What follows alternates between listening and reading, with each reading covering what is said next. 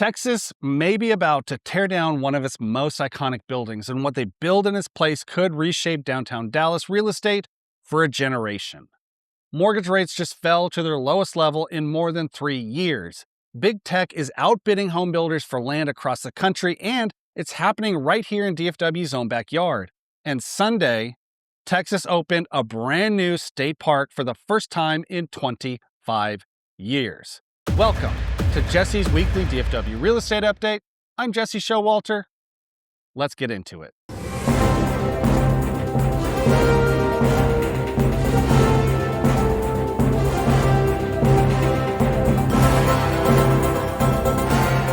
Let's start with what's happening right here in North Texas. Our first local story is one I genuinely didn't expect to be covering on a real estate update, but I really thought this was a cool story, so I wanted to talk about it. This past Sunday, March 1st, Texas opened a brand new state park, and it's the first time that has happened in 25 years. Palo Pinto Mountain State Park is 4,871 acres of West Texas hill country, located in Palo Pinto County near the town of Strawn, which is about 75 miles west of Fort Worth. Texas Parks and Wildlife purchased the land back in 2011 and was originally supposed to open in 2023. This Sunday is more of a soft opening with a full grand opening expected later this spring. Now, why does this belong on a real estate update? Because when people are deciding where to plant roots, especially people moving here from out of state, they're not just looking at school ratings and commute times, they're asking what life here is actually like. And outdoor recreation consistently ranks among the top reasons families choose North Texas when they're relocating. DFW just added nearly 5,000 acres of new public parkland to its orbit. That's a meaningful quality of life win for this entire region. Next up, if you have young kids or if you work with families who do, this is one to know. Universal Kids Resort in Frisco is on track for its 2026 opening. The city agreement requires that the park open no later than June 30th, and the project is moving forward. As we covered in a previous update, this is the 97-acre theme park designed specifically for families with younger children. It has 7 fully immersive themed lands, including Shrek, Trolls, Minions, SpongeBob SquarePants, Jurassic World, Puss in Boots, and Gabby's Dollhouse. It includes a 300-room resort hotel at the entrance as well. The total investment is over $550 million. Frisco expects $3 million annually in property and sales tax revenue, plus 175 full-time jobs and around 1,400 seasonal positions. Here's the real estate angle on this. Frisco is already one of the fastest growing cities in Texas. And now, with a short distance from the PGA of America headquarters and the Omni PGA Frisco Resort, you're going to have a destination theme park drawing families from across the country. When companies decide where to relocate, they look at this. When executives choose where to buy, they look at this. This is the kind of lifestyle investment that actually moves migration decisions, and migration is what drives North Texas real estate. Collin County keeps stacking the wins. This next local story is the big story of the week, and I want to give it the full nuance it deserves. Dallas has a city hall problem, and the solution they're now debating could change the face of downtown real estate for decades. The current Dallas City Hall, that iconic inverted pyramid building designed by legendary architect I.M. Pei, built in 1978, is in serious disrepair. Water leaks threatening the foundation, elevators that stick between floors, HVAC, plumbing, and electrical systems that are decades past their usual life. These are all things that would probably come up on a home inspection report. This building has been quietly skipped over on bond package after bond package for years because nobody wanted to face the price tag. This week, the Dallas Economic Development Corporation released the assessment everyone had been waiting for, and the number is eye-opening. To bring City Hall up to modern standards, you're looking at a minimum of $906 million in capital costs alone. And that doesn't include modernization, technology upgrades, or the cost of temporarily relocating city operations during the work. Add all of that in, and you're looking at well over $1 billion to fix a building that, by many accounts, never worked that well for the public to begin with. For context, the city manager's office estimated last November that repairs would run between $152 million and $345 million. This new assessment is nearly 3 times that upper estimate. Now, here's where this story becomes a real estate story. That site, 11.8 acres in the heart of downtown Dallas, right next to the new convention center opening in 2029, is some of the most valuable land in the city. And the Dallas Mavericks are actively looking for a new arena.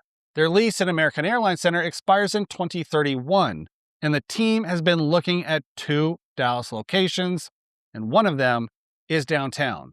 There are developers and city council members asking, rather than spending $1 billion to renovate an aging government building, what if that site becomes an arena-anchored entertainment district? One developer publicly projected that a Mavericks arena and entertainment complex on that site could generate $2 billion in direct investment and potentially spark $10 billion in downstream downtown development. Now, to be fair, this is a genuinely contested conversation. There are strong preservation voices arguing that demolishing a landmark Pei building is irreversible, and that renovation costs, while extreme, are still likely lower than the combined cost of demolition and new construction. Several council members have pushed back hard on the $906 million figure, calling it inflated, and Mayor Eric Johnson has called for a special city council vote in the coming days. So this is moving fast. Here's what matters for real estate. If an arena district gets developed at or near that site, paired with the new convention center and the broader downtown revitalization push, downtown Dallas residential demand gets a meaningful boost. Office to residential conversions, which are already underway, accelerate.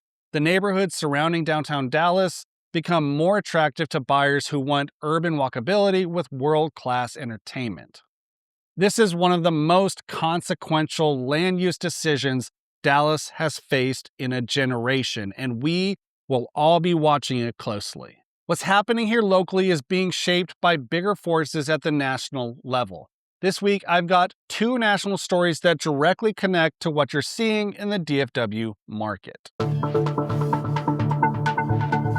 This story ran in the Wall Street Journal this week, and it has a very direct connection to right here in Texas. Data centers are outbidding homebuilders for land across the country, and the Wall Street Journal claims it could make the housing shortage even worse. The numbers are staggering. In Northern Virginia, the nation's biggest data center hub, Amazon recently paid $700 million for a single large site. A home builder had previously purchased that same property for $50 million. Data centers have accounted for 20 to 30% of all land development activity in parts of Virginia since 2013, and the pace has been accelerating sharply. And this is not just a Virginia story, it's happening in DFW's own backyard. Texas and the Dallas-Fort Worth Metroplex are the second largest data center markets in North America. Google has invested hundreds of millions of dollars in data centers in Midlothian. Meta is backing massive facilities near Temple. Vantage Data Centers announced a $25 billion AI campus spanning 1,200 acres in West Texas. The land that residential developers would target for new subdivisions, large, contiguous parcels near power substations and fiber lines, is exactly what tech companies need. Here's the economic reality. Data centers can pay millions of dollars per acre and close deals fast. Home builders simply cannot compete at those price levels. When land costs spike, builders pass that downstream. Entry-level homes become mid-range, mid-range become luxury, and first-time buyers get pushed further out of the market, or out entirely. The bottom line for DFW buyers and sellers, this is one more structural reason housing supply isn't going to flood the market anytime soon. Land scarcity is real, it's intensifying, and AI investment is accelerating it. For our next story, January home sales were ugly on the surface, but I want to walk you through the full picture because what's underneath is actually more encouraging than the headline. As we discussed in previous updates, existing home sales dropped 8.4% in January compared to December, the biggest single month drop in nearly 4 years. The annualized rate came in at 3.91 million homes, well below what analysts expected. NAR chief economist Lawrence Yun called it disappointing, and the weakness was widespread. It wasn't just cold weather markets. The West was actually the weakest region, down 7.9% year over year, even though weather there was relatively mild. So there's more going on than just winter. Some of it is timing. Buyers and sellers who were ready moved in late 2024 when rates first dipped, and a meaningful chunk of potential buyers are still waiting to see if rates drop further before committing. We'll talk about those rates in just a moment. And that's where the encouraging news is. Here's what I want you to focus on with this report. Affordability is the best it's been since March of 2022. NAR's Housing Affordability Index hit 116.5 in January, up from 102 a year ago. Wage growth is outpacing home price increases, inventory is rising, homes are sitting on the market an average of 66 days right now, the longest stretch in 7 years. For buyers, that combination, better affordability, more inventory, home sitting longer, is the most favorable environment we've seen in years. For sellers, it's a clear signal that pricing accurately from day one has never mattered more. And I'll have more on that in my tip of the week segment. Now, let's talk rates. And this is genuinely some of the best rate news we've had in a long time. As of Friday, February 27th, when this video was recorded, Mortgage News Daily is posting the 30-year fixed at 5.99%. And Freddie Mac's weekly survey released this morning came in at 5.98%. That is the lowest level for mortgage rates since September of 2022. 1 year ago, we were sitting at 6.76%. That's nearly a full point of improvement over the last 12 months. Mortgage News Daily noted this week that the 4-day average has been essentially 5.99% and called it the best weekly average in more than 3 years. What makes it even more meaningful is the stability. Rates have been holding in this range without big swings, which means buyers can actually look in and plan. The 15-year fixed is sitting at 5.6%. If you purchased in 2023 or 2024 at a higher rate, a refinance conversation with your lender may be worth having. One quote from this week that really landed with me, a senior economist at Zillow said that round numbers matter, and that rates dropping below 6%, even just psychologically, could be the thing that gets buyers who've been sitting on the sidelines to take another serious look. And I would agree with that. If you've been waiting for a signal, this week's rates are about as clear as it gets heading into spring. Before we get into our new construction spotlight, I want to talk about something that affects your total monthly payment but doesn't always get the attention it deserves: home insurance. And to do that, I want to bring in my insurance partner and barbecue friend, Nick Klein. Nick is with the HI agency, and he's been an incredible resource for my clients. Nick, take it away. Hey, it's Nick with HI Agency. I just wanted to go over a couple things real quick with wind and hail season coming up here really quickly. I wanted to go over something as simple as just what math can do for your insurance when you're looking at different policies. So here's 2 examples of quotes of a client that reached out to us and wanted some quotes for insurance. So as you can see, both the quotes have the exact same coverages from the dwelling, other structures, personal property, loss of use, liability, medical payments, and they even have the same wind hail deductible. The biggest difference is that in quote 1, they have actual cash value coverage. In quote 2, they have replacement cost.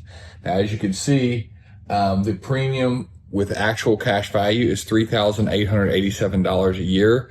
The premium with replacement cost is $4,365, leaving a gap of $478 a year that you would be saving by using actual cash value coverage. But what really is important is when you start looking at the math of what that means in an actual claim. So if we were to have a $20,000 hail loss, which is probably typical for this size home, maybe a little bit higher, they're both going to have right off the top $8,000 subtracted out for their 2% wind hail deductible. So that's where the similarities stop. With actual cash value, you see here that it's usually depreciated by 3% per year for the age of the roof at the time of the loss. In this particular instance, this is a 6-year-old roof, so you take 18% off of there.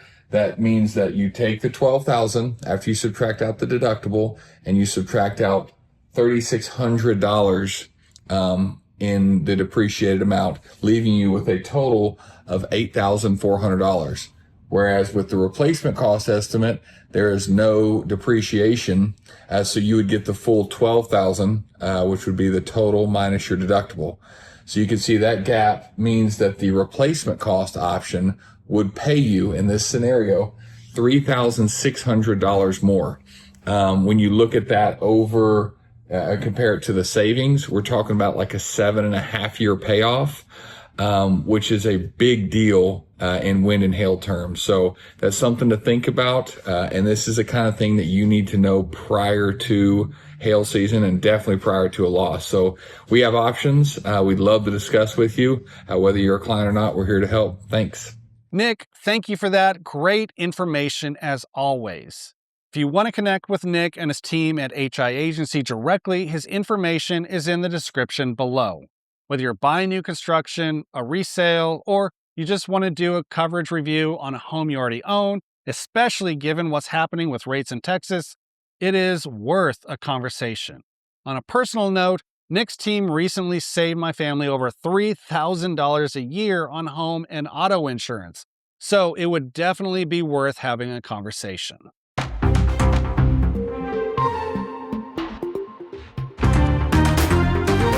All right, this week's new construction spotlight is for a very specific buyer. If you have been looking for true luxury, fully custom in one of the most exclusive zip codes in all of North Texas, you need to know about this community, Ventanas, Westlake's newest gated community. Let me tell you what makes Westlake special first, because it matters for understanding why this address is significant. Westlake is a small town of just over 2,000 residents straddling the Denton and Tarrant County lines, about 15 minutes from DFW Airport. It is without question the most exclusive residential address in North Texas. Home prices start at $2 million. The community is home to major corporate campuses like Fidelity Investments, Deloitte, and Charles Schwab's North American headquarters. Residents also go to Carroll ISD, one of the most acclaimed districts in the state. Westlake has long been defined by its two flagship guard-gated communities, Vaquero, which surrounds the Tom Fazio-designed private golf course, and Glenwick Farms. Now, there is a new name joining that conversation. Ventanas is Westlake's newest 24-hour gated community. 51 luxury homes on 15.3 acres at the corner of Solana Boulevard and Campus Circle. Homes are priced from $2 million up to $5 million. The community is designed with soft, contemporary architectural standards and offers residents direct access to the shopping and dining at Entrada, Westlake's Spanish Village-inspired mixed-use district. And lots are available to build custom with curated builders. Here's what I want you to understand about why this matters right now. Westlake is a market where supply is structurally constrained. The town grows carefully and slowly by design. New gated communities here do not come along often. When they do, the buyers who move early on a new community like this are the ones who get the best lots and the best positioning before word fully gets out.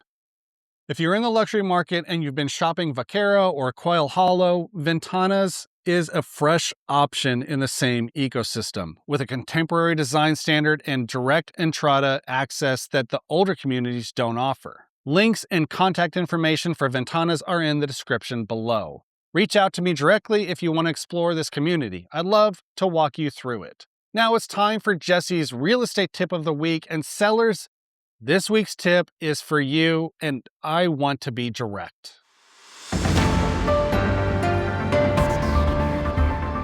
We are in a market where buyers have more choices than they've had in years. Inventory is up, homes are sitting longer, and nationally that's 66 days on average right now, the longest since 2019. And in DFW specifically, buyers at every price point are competing against new construction offering rate buydowns, design center credits, and move-in ready options. In that environment, two things are completely within your control, and they determine whether your home sells quickly and for a strong price or sits, drops, and eventually sells for less than it should have. Number one, price it right from day one. Overpricing is the most expensive mistake a seller can make in today's market. It feels counterintuitive. You want room to negotiate, right? Here's what actually happens. The most qualified, most motivated buyers see everything new the moment it hits the market. If your price is off, they don't call, they don't tour, they move on. After about 10 to 14 days with no real activity, something shifts in the market's perception of your home. Buyers start asking, what's wrong with it? That question, even when the honest answer is nothing, it was just overpriced, is very hard to recover from. When you price correctly on day one, you get the highest concentration of serious buyers in the first 7 to 10 days. That's your window. That's when you have the best chance at multiple offers, or at minimum, a strong, clean offer at or near your ask. I've seen sellers chase the market down 5,000 here, 10,000 there, and end up selling for less than what they would have gotten if they'd priced it right in week one. Your list price is your first impression. Don't waste it. Number two, present it well. I'm not telling you to spend $50,000 on a renovation. I'm telling you to walk through your home the way a buyer walks through it. What do they see? What do their eyes go to first? Declutter, depersonalize, deep clean, fresh, neutral paint if the walls need it, work on curb appeal. Buyers form an opinion before they step through the door. And professional photography is a non-negotiable. More than 90% of buyers start their search online. If your listing photos don't make someone want to see it in person, they never will. Staged homes sell faster and for more money. That is documented in market data, not just my opinion. If you're not putting your best presentation forward, a buyer with options is going to choose someone who did. Here's the bottom line. Sellers who price right and present well are still winning in this market. I see it every week. Those sellers have one thing in common. They listen to the market instead of their wishful thinking. Your agent's job is to tell you the truth about where the market is right now, not where it was in 2022. If your agent is just validating whatever number you came in with to get the listing, that is not a service, that is a disservice. Make sure you have someone in your corner giving you an honest pricing analysis and a strategy that actually works. And that's it. That's Jesse's weekly DFW real estate update for the week of Monday, March 2nd. If you found this helpful, please like, subscribe, and share with someone who's thinking about making a move. The more informed our community is, the better decisions everyone makes. If you're thinking about buying or selling anywhere in the DFW area, I'd love to be your resource. Let's have a conversation. I'm here when you're ready. I'll see you next Monday.